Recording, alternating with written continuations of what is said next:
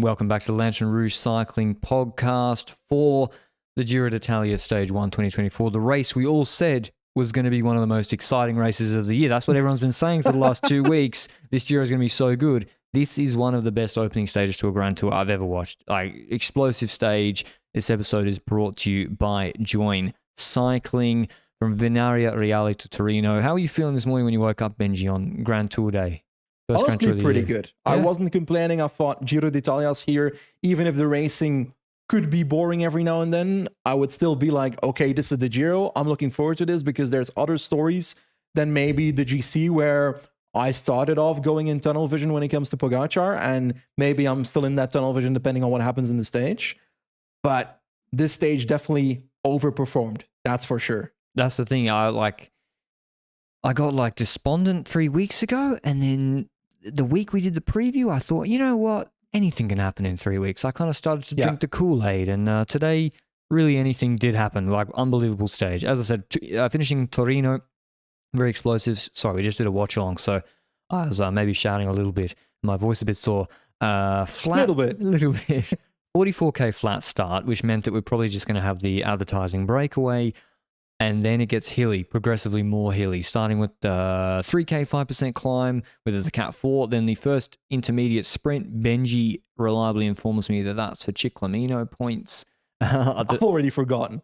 That was at the top of a 1K 6.6% climb, so good for someone like Groves. Then another bit of a 12K valley. Then the Superga, not the hard side, 8Ks 4.3%. Then a step descent of about 30Ks before the Intergiro sprint, which I think was for bonus seconds and Ciclamino, who knows? I'll go over it once we get to the winners. Yeah, who knows?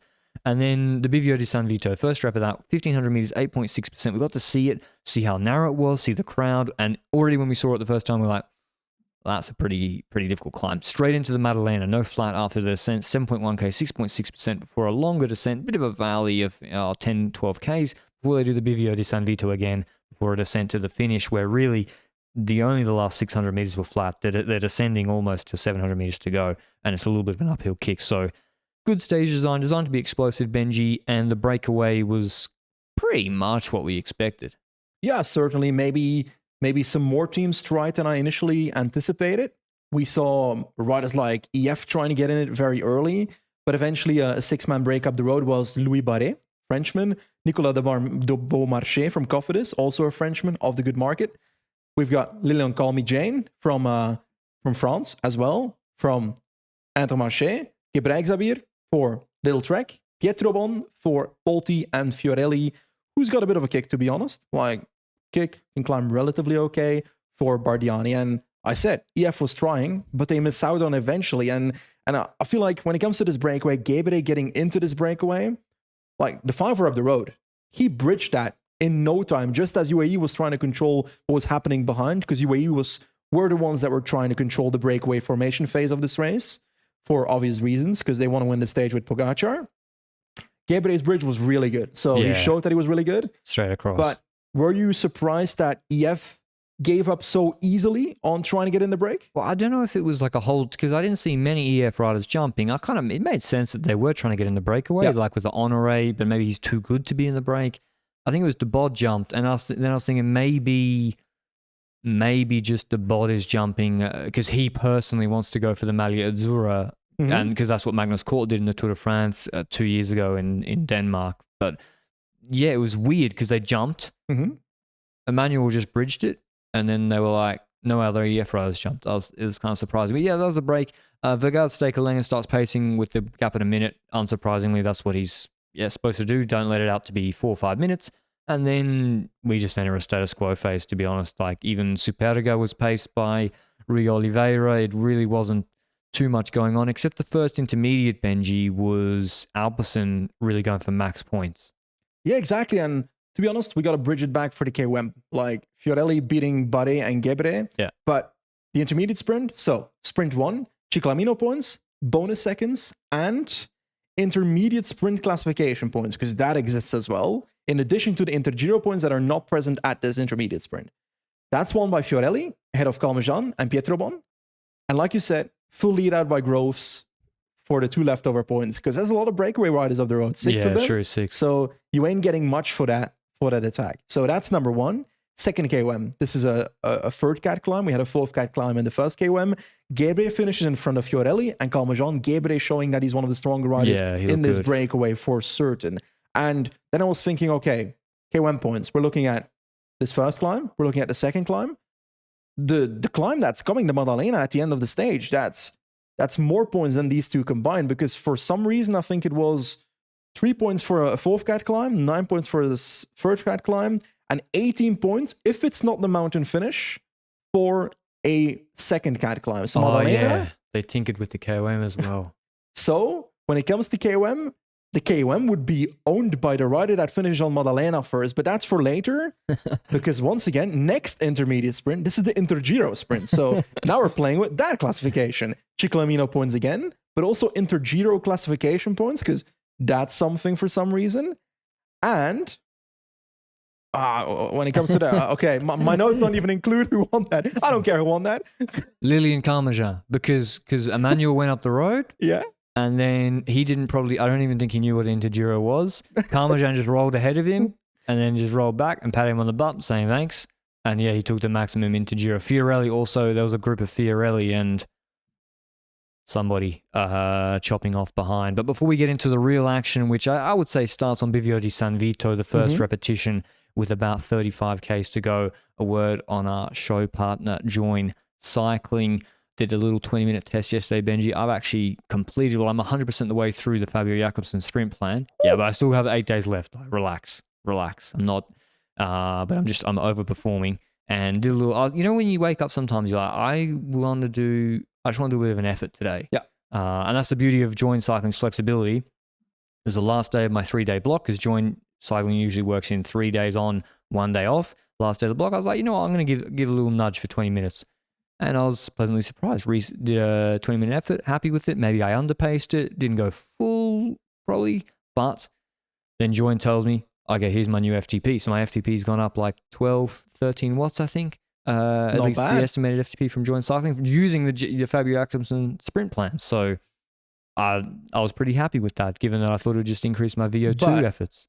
Has it improved your sprint? It has, actually. I did a sprint effort the other day, a sprint workout, and it was like my 5th best ever 10 seconds. Ooh. But also the previous one was on a single-sided stages power meter in like 2017. So we want to take the old ones with a grain of salt as well. I mean, on the better power meter now.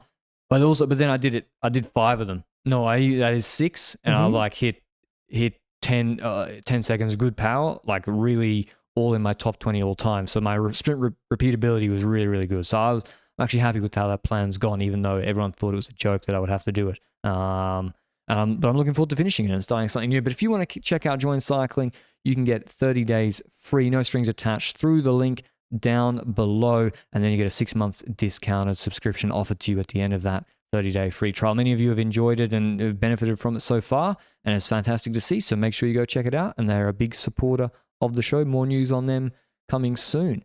All right, Benji, the stage heats up. Bivio di San Vito. What did you think when you saw the actual climb, the breakaway on it?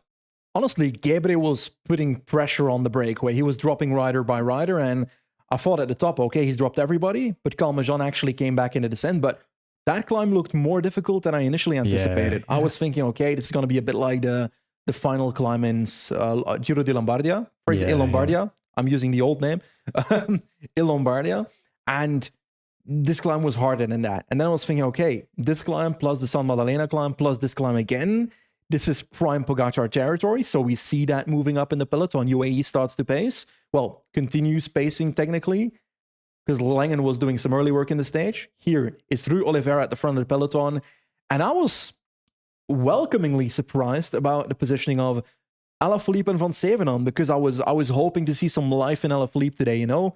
And we saw that on this climb. But what we also saw on this climb is that Oliveira just kept on pacing. And from this climb, just watching this climb, you think the conclusion, okay, UAE is going to go to San Maddalena, and there Bjerg's going to take over, and there we're going to see a proper lead out for Pogacar. Either he attacks there, which is early, or either they pace hard enough but have riders left over. So for the last beefy climb, Bivio di San Vito, to have like a proper lead out. And well, that didn't exactly happen. Yeah, Alfleet, it was good. When you see him twitchy there, like, did you believe in Alfleet when you're on the first San Vito? Yeah, I believed. I wanted to believe. Exactly. I did. It didn't really matter whether it was true or not. I wanted to be like, yeah, he's on. He's on. But yeah, UAE went with the strategy of no hard pace until completely nuclear pace. Yeah. As opposed to like a progressively making it hard day. You know what I mean? Like they still entered Madalena. It was like 100 deep, right? Like the only people that dropped on the first San Vito were like Koi and sprinters. Yeah. So I was Instagruppetto. I thought Bjerg, I don't know. I thought they'd maybe do Novak on the first San Vito actually. Ooh, really? But not at like just like a harder pace, and then Madalena not as hard, but like to keep guys. Unless, of course, they wanted to attack on Madalena like you suggested might be possible. But was there anything... I mean, I'm checking the parkour. There might be some intermediate sprint. There was a crash. There was a crash with Guessing, with Pozzovivo. A Cofidis rider that hit the deck quite hard, but looked okay. The Bahrain rider, I think it was Torsten Tran, looked a bit worse because his one leg, he couldn't really put pressure on it. I don't know if he restarted from that point or not, whether he's still in the race. We're now going to the Colli Maddalena climb, and this is the... But Pozzo came back. Yeah, he came back just at the foot of the climb. And like, how? This ain't an easy climb either. Like, no. It's not the same as the previous climb. It's like 7.1 kilometers, 6.6%. On paper, you would say this is the kind of climb, if you have it with 30 kilometers to go in the sprint stage, a Mats Pedersen might get over it, depending on who paces in that stage, who sees value in doing that. But in this stage, we've had the BVO climb before it. We're having a BVO climb behind it. And UAE was on it when it comes to trying to get shit done. Well, we didn't get shown them for the first kilometer because we were showing the breakaway, Emmanuel Pace and Carmajan. But you could see on the ticker, it's gone from 146 to 120.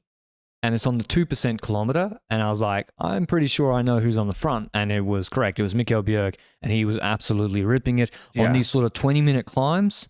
Like we saw on Orquet d'Anzizon in the 2022 Tour de France on the Périgord stage. Like he blew up the peloton there. He's so good on these sort of climbs. I do feel like these gradients, like the first kilometer was 2%, the second kilometer was 8%, third kilometer 5%. So the first and the third kilometer are Bjerg territory. Yeah. 8 is kind of at the limit when it comes to Bjerg. But he can do a 10 to 12 minute TT effort. He's pretty fresh, and he's still doing like 420, 450 watts, you know, so it's still going fast on 7-8%. But I agree, it's not 6%, it's not 5%. But mate, we saw trouble straight away for a lot of riders. And not just when it comes to the competition, but also when it comes to UAE, because instantly we were looking at the back of the peloton, and yes, riders were dropping you'd expect to drop here, and then suddenly an Ineos rider would be in there, we'd be looking, is it Ben Swift, is it something like that? Chef. Tijmen Arensman. Yeah.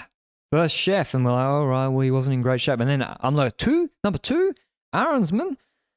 I was like surprised, especially, on Bivio de San Vito, he gets Pog attacks and he can't respond. Yeah, fair enough. Yeah, fair. But on this sort of 20-minute climb with a rouleur pacing, I was very surprised. And he's full dropping. Others, Woods dropping. Bardet dropping as well is the most surprising to me, actually, Bardet. Because Bardet was like third favorite for GC.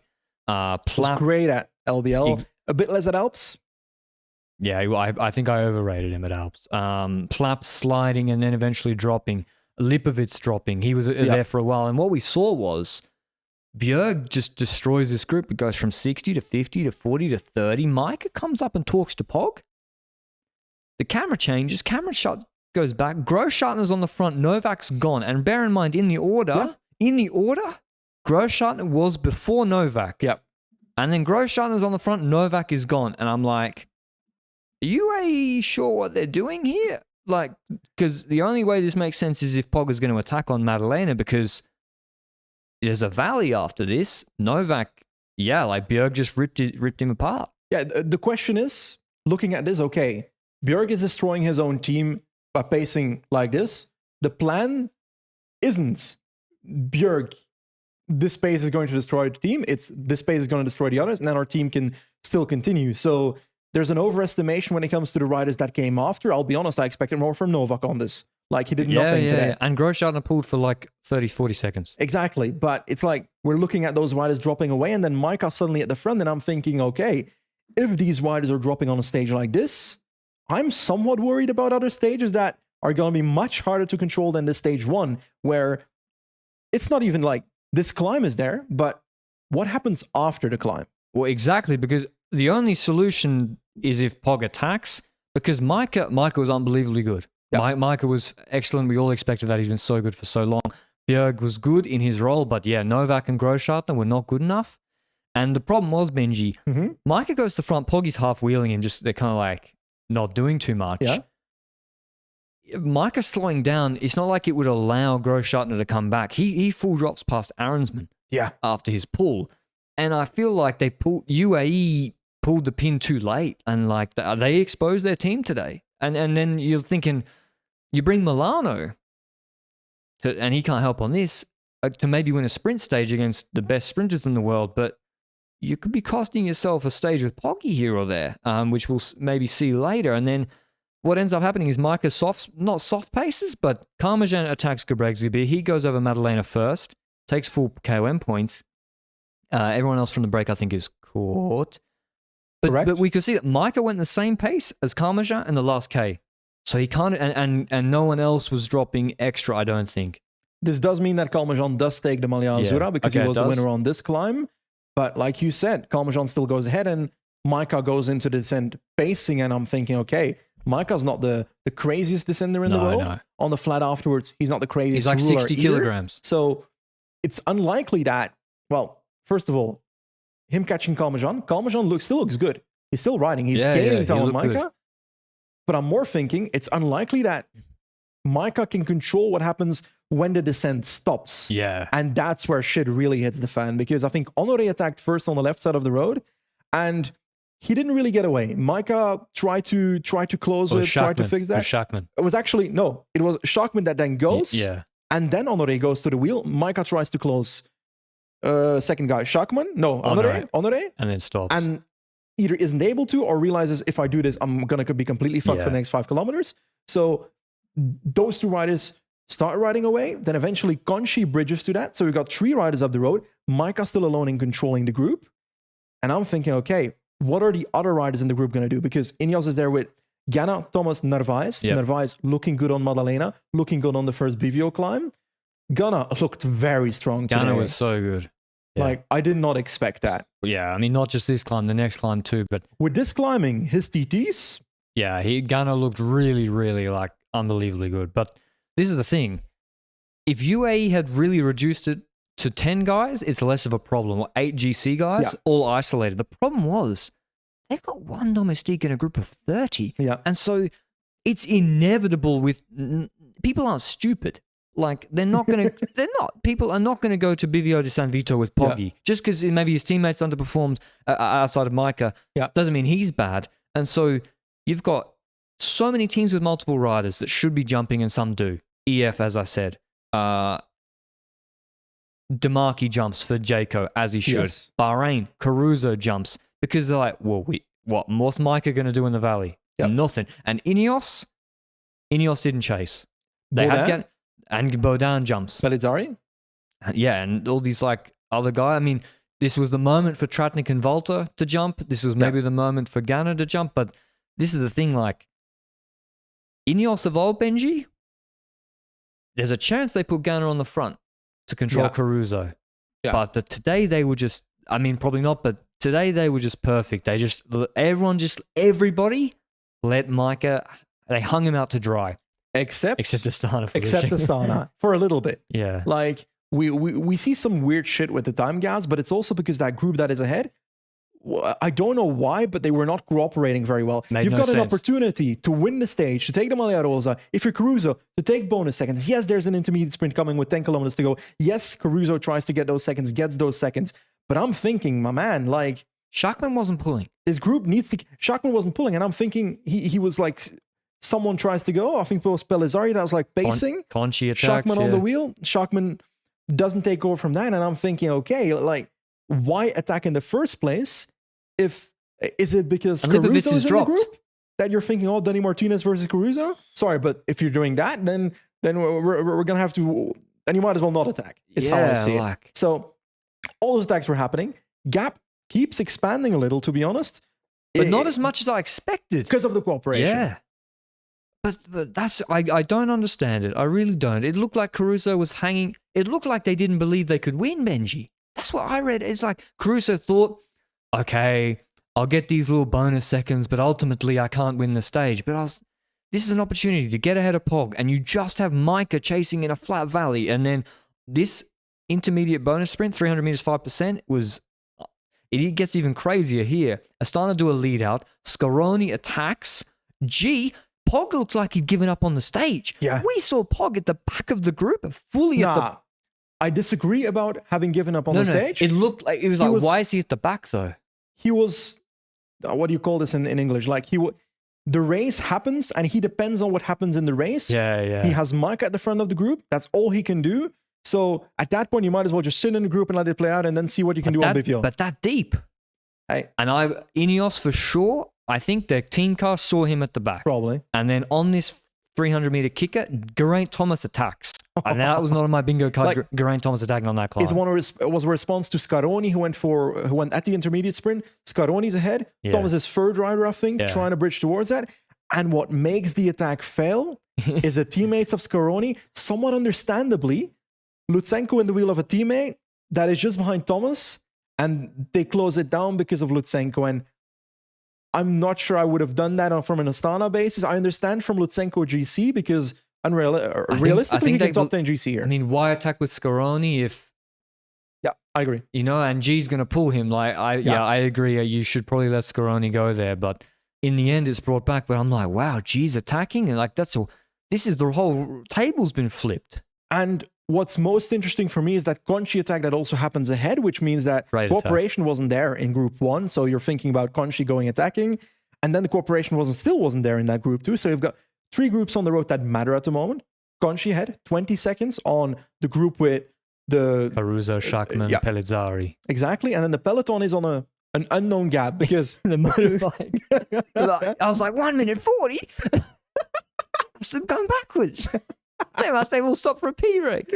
Going for a coffee. That was not the case. Yeah, the motorbike just went haywire and got out of the gap. But Micah did an unbelievable job here. Yeah. Like, Poggy doesn't get a chance to go for the stage win here unless Micah did the whole last bit of Madalena, paced the descent, paced the valley. Micah was unbelievably good. But everyone's sitting in, not helping. And when we're thinking Benji, with Conchi 20 seconds, Poggy's got to go. If he wants to win this stage, he has to go. And also, we know Micah can't do the hard lead out. There's no way he can do the hard lead out. If Poggy has to go off his own pace, camera changes, and there he goes. We see Poggy going through. It's a narrow climb. We've got the breakaway dropping back. So as he goes around a rider, you can lose the wheel. That's what happened to Alaphilippe. And we see 2 guys on his wheel. Jonathan Narvaez in the Ecuadorian national champs jersey. And Julia Alaphilippe there. And Alaphilippe was like, it was, I mean, eventually he gets dropped, but it was great to see it, yeah. I absolutely loved seeing that. And when Poggy made that move, I was thinking, okay, he's probably going to drop everybody on this climb. I did not expect what was going to happen. I believed in Johnny. I believed in I was trying to believe in Johnny and Alaphilippe because then we have a race after this climb as well. Yeah. And Pogacar kept on trucking. And at the back of the group, we see O'Connor getting in trouble, which... I don't like seeing that on this climb. That's earlier than a lot of people. And then we see Walter eventually dropping Kian as well on the climb a little bit. And he tried to bridge. There's a lot of shit happening behind the scenes as well that is super interesting. But at the front of the race, it's basically Pogacar, Narvaez, Alaphilippe trying to catch up with the breakaway riders one by one. In the meanwhile, Alaphilippe kind of gets, as they pass the breakaway riders, he loses the wheel. Gets ahead of Pellizzari, maybe one of the breakaway riders. Then behind that breakaway rider, it is Narvaez who then has to come around, which takes some energy, to be honest. Alaphilippe was stuck behind everybody. I don't think that would have been the decider. He would have been dropping anyway. But Pogacar's strength here, he was stronger than all the other GC riders. Yeah, by far. But Narvaez was outrageous because he kept on sticking to that wheel. One by one, they caught riders until they were at Conchi, first rider up the road. And then I'm pretty sure Pogacar went again with Narvaez on the wheel. The climb was a bit undulating, and then at the end it gets narrow. It really looked like, what was the climb they started with last year in Circuito de Getxo in Tour de France Stage 1 where Lafay and Vingegaard were there? It really looked like that. There was even a Basque flag there today. Like narrow, Côte de Piquet. It looked like that. And Poggy on the flat section, I was like, oh, has he given up? And then bang, like gets back up to speed and attacks Narvaez one last time, and Narvaez like holding on. But he didn't really, there was never that moment where a gap opened. Narvaez actually really was glued. Incredibly impressive performance. Schachmann actually is just behind them from the sort of counter move in the valley. We don't get much coverage of the GC group because it's not safe to have a moto in between, but they're not far though. They're not that far, but then it's full descent. Twisty, we see it from the heli shot. Poggy's going full. Narvaez is a bit off the wheel actually through the first corners. He's maybe surprised by how hard Poggy hit that descent initially. Schachmann comes back so quick on the descent. Like Luke thought he was going to crash. I agreed. Like there was a left-hander. When he was just coming back, he came in so fast to that left-hander, but he makes it back. And then you have Poggy, Narvaez, Schachmann. And it's like, what does Poggy do here? You got the stage win, 10 bonies, and now a group of 2. So you could be losing 6 bonies. You've got the GC group, maybe you think between 7 and 15 seconds behind you of Thomas. What do you do? Realistically, I think Pogacar wants the Magliaros after stage 1. I think that was in his head, and that's why he didn't really keep pulling into the line all out. He was trying to keep the stage win as a possibility. The reality is he gets those bonus seconds, so he can afford to lose. He can afford to lose 10 seconds to the group behind and win the stage, which then replaces those 10 seconds. Didn't he push for too long then? I think it's a perfect balance that he tried, to be honest. Yeah. The major deficit is not that he pushed for too long. It's the fact that he needs to lead it out with Narvaez, who can also sprint. That's the thing. Like Johnny is like, he came 5th in the Guangxi sprint, 5th in TDU sprint. Okay, they're not the biggest sprints in the world, but like on the flat, he's legit fast. Yeah. He's proper fast. And also Schachmann in Basque Country was super impressive in the long sprint he did. I can't remember who was behind or ahead of. But you're right. It's like Poggy's had to do the whole climb, pace the whole thing himself. He's paced the whole descent himself, and now he has to lead it out. Yeah. Yes, he's got a great reduced kick, but these guys are also legit quick, and there's only so much one man can do. He opens it up. We see the group coming back through the right hand of 700 meters to go where the descent ends, and Poggy opens it up. The camera work then changes back really late. We see Narvaez overlapping the wheel, and we already know Johnny is going to win. Jonathan Narvaez, wins the stage in the national champs jersey. Schachmann second, and Pogacar third. Baudin was actually bridging in between. Yeah, takes the white jersey. Does he? Yeah. Okay. Yeah, he's only 22. And the group of GC favorites was actually 10 seconds behind, led by Conchi, who was pacing Herman's back, actually. Van Sevenon in there, Tiberi, Walter, Thomas, Ganna, Caruso, Martinez, Autobrooks, Dunbar, Honoré, Alaphilippe, Chavez, O'Connor, Pellizzari, Rubio, Lutsenko, Lopez lost another 10. So, wow, what a stage. And like, a word on Narvaez, Benji, like, to follow Poggy when Alaphilippe gets dropped and then win the sprint. Incredibly impressive. He's won a Giro stage before, but in 2020, I think it was a break stage in the third week to Cesare Nardico. Another rider, was it Padun that had a puncture? Yeah, Padun. Well, but also, he came from the Quick Step development team, Clan Constantia, back in 2018, I'm guessing. I think that's a vineyard company or something, Clan Constantia. Anyway, he then eventually goes to Quick Step. I felt like he never really pushed through in Quick Step. Every now and then we'd see him in those 1.1 ChatGPT Belgian races. They wanted him to be a climber, I think, because he's South American and small, but he's not a climber. Yeah, but I saw him a lot in those Belgian ChatGPT races for that team as well. And then when he went to Ineos, we started seeing more and more he's very versatile, but the problem is if you're very versatile, you're getting top 10 positions, but it's hard to win. But breakaway victory already in the Giro. This victory is his best victory of his career, in my opinion. Like, hands down.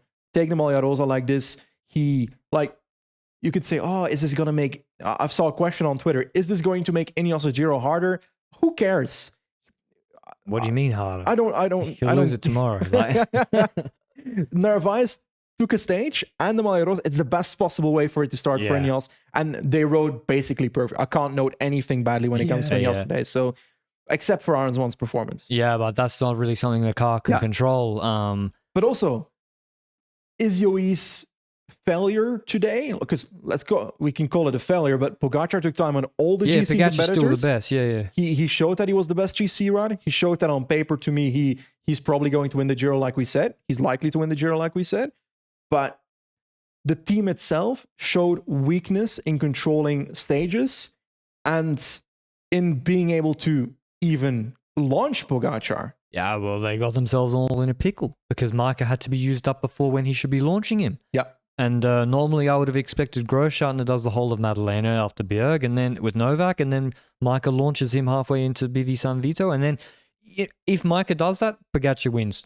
If he doesn't have to go from the bottom, and he gets a lead up, Pogacar wins. He would gap them. If Pogacar is here with a team that can fully set him up to launch here, or if these riders like Novak and Grosjean perform as, let's be honest, Novak underperformed. Grosjean if they perform as relatively expected, Pogacar has a much more likely win ratio in this stage than now. He's probably going to win this stage because he has that lead out, which would have made the difference against someone like Narvaez, against Alaphilippe, who was able to follow for half a climb. And that is because Pogacar has to keep in mind at the bottom of the climb, okay, I need to be able to ride hard to the fucking top. There's no point of like, oh, I need to stay behind this rider and then launch from the wheel. It's the entire climb, and it's not like it's not a 500-meter climb. It was longer than I anticipated. 5-minute climb. So it's a proper performance, and he's set up for that. So yeah, Pogacar is the strongest rider when it comes to GC, but his team showed weakness today that can be exploited in future stages. And also, like, Novak is very strange. He kept riding full gas behind the group. Maybe he thought he could come back and still help. He finished on his own, only like a minute and a half behind Micah. So other GC riders, though, I think. Well, who's the GC guys that made it? I'm looking through. Tiberi, Thomas, Caruso, Martinez, Otterbrooks, Dunbar, O'Connor. I'm gonna put Pellizzari actually in there for now. Nah, I'm not. And then Lutsenko and. Like, what is a GCR? Is it? I'm talking top 5? I'm talking top 10. Pellizzari can get 10 for 9. Yeah, that's what I mean. I'm just literally a GC rider. Okay. Guys that lost time: Juanpe, 20 seconds to Poggi, or plus bonies. Storer 47. Storer 47, but I think he should go for KOM. Quintana 57. Bardet 2. Bardet Plapp 57. Aronsman 217. Lipovitz 225. These are big gaps. Sheffield 813. He's not really here for GC. Bajoli finishing on 813, the typical Bajoli thing. He's so inconsistent to the point that, yeah, you cannot trust on him in a team. No. When you go to a race, you cannot trust that he will be the guy that will be there for you, because this is the kind of stage where he should be relatively competitive, and he's completely not at all. Like, Woods dropped also, but we weren't really expecting that. We weren't really expecting him to be there. I expected him to be there longer, at least. His performance this year haven't been good. So I mean, this is his terrain. Like, these are. It is, but his terrain 5 years ago. Yeah. Or even last year in the Tour on Puy de Dôme. Fair. Like, I would say Aurélien, Valentin Paris-Pantra a little bit surprising, but then Baudin overperformed. Aurélien was a little bit further back. O'Connor, I think, came down. I think he must have done a nuclear descent to come back. I saw Ganna in the group with Thomas.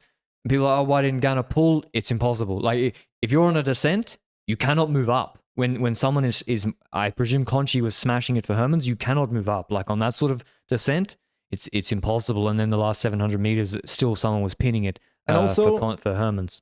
We can say, okay, move up in the descent, but reality is these riders are also, Ganna's going to be gassed after that climb. Yeah. So he's coming back. It's not super easy to move up in a group like that that's trying to sprint for every corner, that's trying to catch riders. Micah's trying to set up a pace. On paper, Ganna's faster, but he has to put in the work to get there. So I don't mind that. But I don't know, it was a really fucking good stage. Such a good stage. I would say Otterbrooks really, I would say, overperformed. Yeah. I expected maybe he would be on 20 seconds with APP, or even 57 seconds with Bardet and Plapp.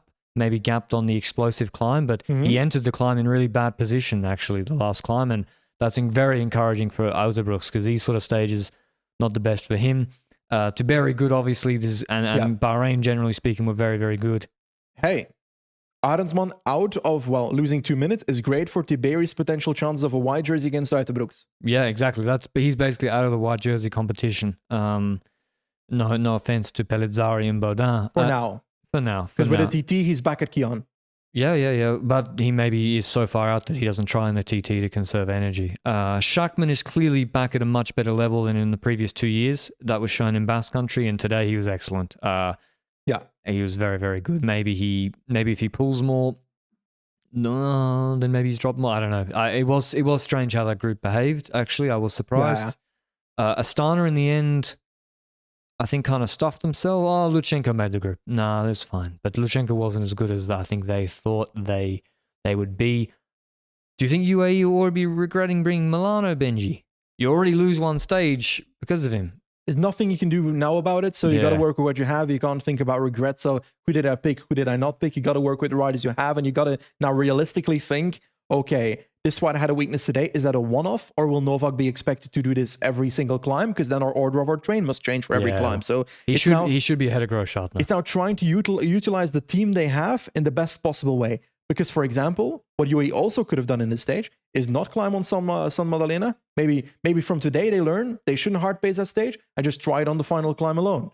But why did they hard pace San Madalena? Because in reality, but why? Pogacar goes into the stage thinking that he's going to have to make the stage hard to drop all the chunkier boys, like the climby sprinty boys, like Pithy and Binny. Yeah, like they were already dropped early on the climb, but. I think Bjerg, he just has one speed. No, they say go pull, and it's like full gas. I'm going to try to drop everybody, and in the end, it's really like you just needed to put a bit of fatigue into the Pithies and Binnies, and maybe they don't drop then, but then they drop on Bivy when like they were never going to follow Poggy on that climb on the last climb. Going into this stage, I cannot blame UAE from hard pacing that climb. Yeah, I thought they'd still have 3 domestiques after, yeah. So. Yeah, I just expected them to have more strength afterwards, which they didn't. Yeah. And they must now learn from that lesson and pull that towards the coming stages. Like, let's talk about tomorrow. Yeah, we look at Europa. I'm thinking, okay, this team, if I'm any other team, I'm considering going in the breakaway, even though it's a flat start. Have to. Stage 2 is San Francesco al Campo de Santuario di Europa. We've seen big performances. Yeah, I'm flying. Big performances from Pantani on Europa, and also Dumoulin dropped Quintana here. Flat start, as Benji said, for the first 2 hours, 93 kilometers, before a collection of sprints, which I don't know the meaning of. 161 kilometers long, but it is, as Benji said, flat-ish start. Then it's medium mountains, 4 medium mountain climbs, getting progressively longer or harder, like 7Ks 3%, 3Ks 6%, 5Ks 5%, and then another 5Ks at 5.5%. The gradients aren't crazy. They aren't crazy, but they're Bjerg grade. Do they put Bjerg there? I wouldn't after today. And then I'd start Europa with all possible riders. I don't care about the break winning tomorrow's stage. You don't have the jersey anyway, so I let another team control. Ineos control the breakaway if you want. You've got Amalia Rosa. Ineos should not control the break. For G's GC, they have to let Johnny lose the jersey to the break. On paper, yes, but hypothetically, if I'm UAE, role playing right now, I'm UAE. You are breakaway rider. You go in the break. Giulio Pellizzari. Yep. Yeah, that's not a breakaway rider. He's a GC rider. We selected him for GC. They'll see a Bardiani jersey jumping and they'll be like, whatever. He went for KOM points, Pellizzari. Oh, he did. Yeah, he did. He jumped.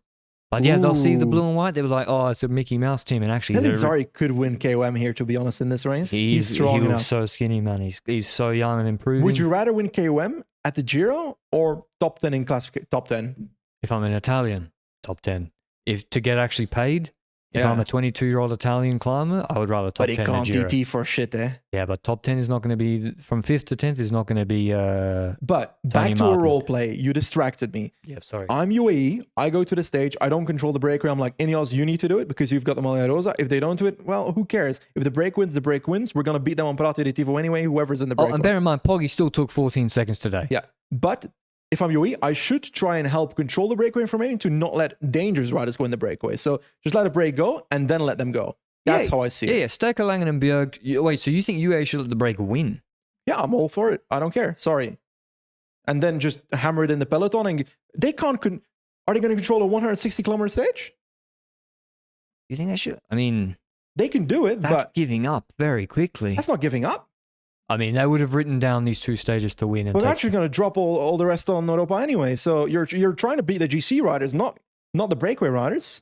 You've got the Giro to do and then a Tour to do. So they'll save some energy somewhere. And if the break wins and it's the right guys, he can still take the Maglia Rosa tomorrow. Yes, on paper. Because guys will have lost 2 minutes. But there's going to be someone in there that's closer. Okay, maybe, yeah. Probably like a Baudin. Like, could be. Yeah. I agree, Benji. In the white jersey. If you're any team, you got to be looking break tomorrow. Like the UAE guys can't be confident. I mean, maybe they say, "Don't worry, we just had a bad day. We pulled too hard. Let's do it a bit more." I still think if they do it a bit more sensibly, then that doesn't happen.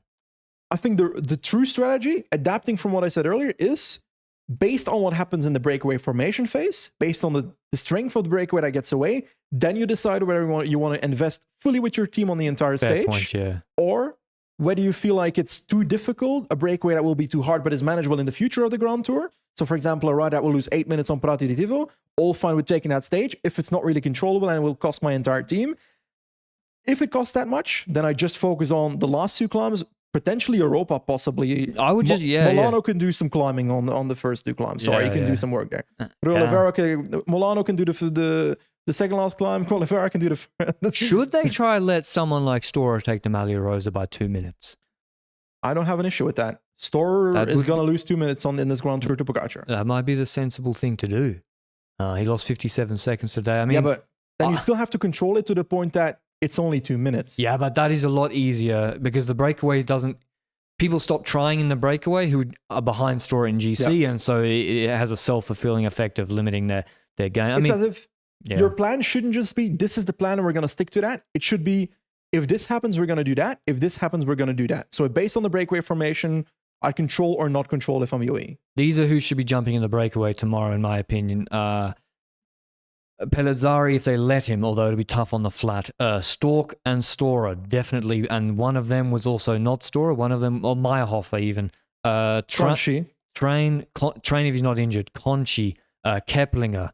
Lipovic, why not? Lipovic as well, because they know in the TT he won't be good. Attila Walter and Robert Geesink if he's not injured. Visma should be trying to go on the breakaway, I'm sorry. Chris Hamilton for DSM and Kevin Vermaker. Woods. With a tug buddy. Filippo Zana. Quintana, Gebregs Gabir again, and Juanpe. Will Barta climbed really well today, actually, in the background. Will Barta, Steinhauser, Valentin Paripantra, and Vendrame. Like, if you're Alaphilippe. All these teams should be trying to get in the break. If you go to Europa with the GC group, Poggi will win. For sure. Because Mike is also going to be more useful tomorrow. Micah could reduce the group to 12 tomorrow. He looked good. What do you think about Ineos? Should Ineos try to get in the breakaway tomorrow? With Chef or Aronsman? If I'm Ineos and I see what happened with UAE today, I'm going to make your life hell for 2 hours. Fuck it. Like, Ghana is flying. What if Ghana starts doing tug buddy action to get them in the breakaway? What, you think Vergasteker Langen is going to bring Ghana back on the flat? I'm sorry. Not happening. I didn't think of it like that. But yeah, I mean, Ineos, strike while the iron's hot. Maybe the UAE guys improve in the Grand Tour. Like... Do we trust this team to be able to control the breakaway formation phase? No, definitely not. Because Langen's reactions today, it wasn't bad, but he also was jumpy, if that makes sense. Bjerg and Langen are not the best in that phase. They're like really strong, but in terms of accelerations and recovery, I think Ineos should also try to make it difficult. And I really think, who have you got? Do you think the break, we've said all this, Benji, but you know, I'm picking... Pogacar wins. I'm still picking Poggi for the stage, actually. No, we got to do so. If Poggi doesn't win, who wins? Okay. Come on. GC group, obviously, if it goes to that, then Poggi will win. Otherwise, where did Zana finish today? You and your Zana. I'm going for Marco Frigo. Yeah, man, he was good. Zana's on 27 seconds, just behind. And Jaco, I think, might have... Frigo is Fritsch in Dutch. Flemish. In Flemish. Sorry. Luke is just insulting me from behind the camera. Luke said in Flemish, not in Dutch. Yeah, we're going to have a little turf war here between the two of them. Fix your language, bro. Will Plapp go in the breakaway? I don't know. What did he lose? Because is this not the best scenario for UAE to stock up to Europa, have 2 little riders, and then attack Micah alone leading out Pogacar? Yeah, from the breakaway, I'm picking Zana. I'm staying with an Italian, and I think Jaco are going to go for it as well. I think they should. I think they'll go for it. You can't not at go least for the marquee. You can't go for the break, not go for the break because Dunbar's GC. Yeah. Maori looked really, really good as well. So with a tug buddy and Czerny, maybe. Exactly, like this flat start. This is going to be tug buddy central tomorrow. But this is a Grand Tour. We might have newer viewers, so a tug buddy is basically the kind of rider that goes in the breakaway with your tiny climber to help him get in that breakaway, and then help help that group establish a proper gap on the peloton. Especially when it's a flat start. So, like, for example, you have as Benji said,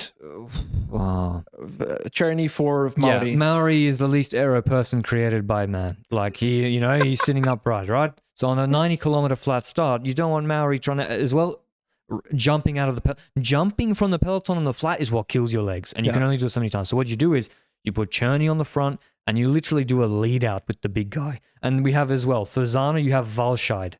You have Valscheid, Mezgets, Hepburn. You try to rip it apart. You rip it apart, and you put the little guy in the wheel, and then hopefully you also make the break with the little guy, and then you start driving it. We saw this in the Bettiol did it with an EF guy. They ripped it in the Tour de France. Before Grand Colombier, there were some tuggers. Paulus? No.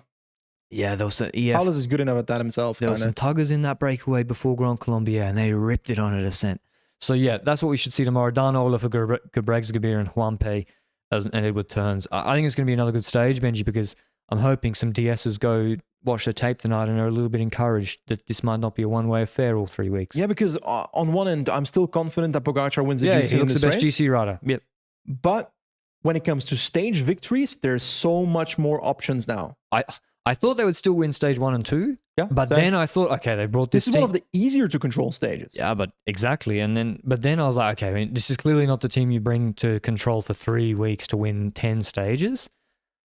I still think they go for it tomorrow, Benji. Yep. And they might succeed. Jeff, definitely tune in for Breakaway. Definitely tune in to watch along. Where are we going to start it, Benji? Oh, bro. Well, we'll start the watch along before the Nelva climb. So in the valley before Nelva. In the descent towards the Nelva climb. So it's 40K to go roughly. 45Ks to go, which will be about an hour and 15 minutes because they're finishing up Europa. For pod players, if you don't know what a watch along is, on YouTube, we just had a live stream today of our reactions to the race, commentating a bit live on the race, basically with a ticker of the kilometers on the right top or left top of the screen. So you can adjust your stream so you're watching at the same time as us. So we're kind of your friends in the watch along. So that's kind of the vibe we've got going on. So on YouTube, you can find that on the Lanterne Rouge Cycling podcast channel. Otherwise, just before we end, our Grand Prix de Morbihan, Benoit Cosnefroid won the uphill sprint against Zangler and Deli, which is sort of perfect sprint for Benoit. In the Vuelta a España Femenina, and by the way, there's been daily coverage. I'm about to finish the pod and do the highlight video of this. Marianne Vos gapped everybody in an uphill sprint. She put 2 seconds into him. So she is moving this year. She looks much, much better this year. But Faulkner's punch surprised me. Faulkner second. Also, her punch the other day when she won the stage was very, very good. Ahead of Longo Borghini third. In terms of GC, the only change was actually Faulkner moving from 10th to 7th. Other races, the surprise was at Ronde de Lizard on stage 4, Jorgen Nordhager didn't start the stage, who was the big favorite to win the stage, the uphill finish at Plateau de Bay, which is over about an hour and a half that way. They use it in the Tour de France this year. By the way, because everybody knows what that way is, right? Towards France, north. Okay. From Andorra. And this is one of the big French stage races before the under 23s. But he didn't start. I don't know what was wrong. But anyway, Darren Van Becken won, and but he does move into the GC league. Second yesterday? Was he? Matthew Greenwood, shout out to the Aussies, the Aussie fellas, third for Bridge Lane. But we'll see tomorrow what happens on GC. But that's an important stage race tomorrow. There's an up and down stage. Anything else? Any other news, Benji, before we get out of here?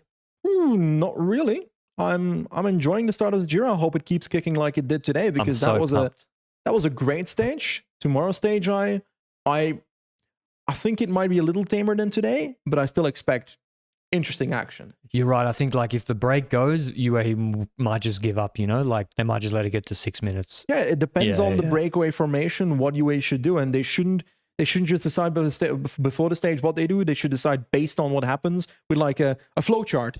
If then. Yeah. But Ineos should not control for Narvaez. He will lose the Maglia Rosa. Yeah. He will lose the Maglia Rosa whatever happens on Europa, so there is no point controlling for him. Yeah. Okay?